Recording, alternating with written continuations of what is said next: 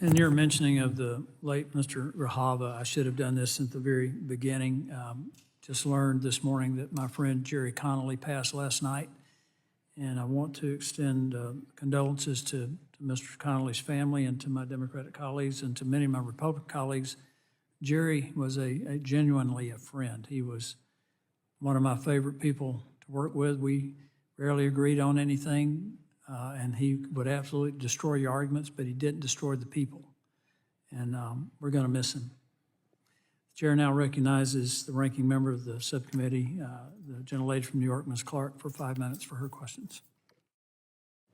Thank you, Mr. Chairman, and likewise, Jerry indeed was a very special colleague with an ability to debate and to get his points across without being mean-spirited. So we will dearly miss him. We hold his family in our prayers. Critical minerals are essential to oh, sorry. Would you start the clock back at 5 minutes? I don't want to count her comments on Mr. Connolly as part of her gentlelady's recognized. Thank you, Mr. Chairman. Critical minerals are essential to everything from cell phones and solar panels to the weapons and kit our military uses to protect our national security. That is why our reliance on imported critical minerals is so concerning. China dominates the global supply chain for critical minerals, critical mineral processing. Relying on China for critical minerals undermines our national security and puts us at a competitive disadvantage. This is one reason why Democrats made comprehensive investments to bolster the domestic supply chain for critical minerals through the Bipartisan Infrastructure Law and Inflation Reduction Act. Mr. Howell, in your testimony, you say that there cannot be an industrial base for defense critical systems without a robust industrial base for commercial battery materials.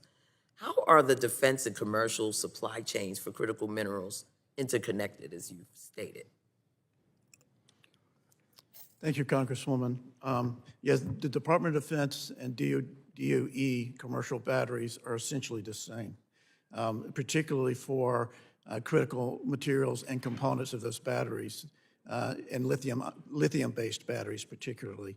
So the cathode is typically the same. It's either a combination of a nickel, cobalt, aluminum type cathode or manganese, or on the anode side, it's graphite. So both the commercial applications, EVs, stationary storage, consumer electronics, and defense application needs these high-capacity batteries. So they're definitely interconnected. Very well, thank you. And it is clear that these challenges aren't going to solve themselves. When Democrats held the majority, we acted to reshore manufacturing and invest in domestic supply chains for critical minerals. Now that Republicans are in charge, it seems like they are more interested in canceling critical mineral investments to pay for billionaire tax cuts than building on the investments in in America that Democrats made over the last 4 years. Ms. Sweeney, are federal investments in critical mineral processors and other manufacturing that is downstream from critical mineral mining projects a necessary part of building a robust and sustainable critical mineral supply chain? One of the recommendations that we have is to look at a variety of federal investments to help support our getting away from China as our main source of critical minerals. Very well. We can serve as a catalyst for sure. Ms. Hunter, what would happen to critical mineral projects that are just getting started if the federal government abruptly pulled back from BIL and IRA investments in domestic critical mineral extraction and processing?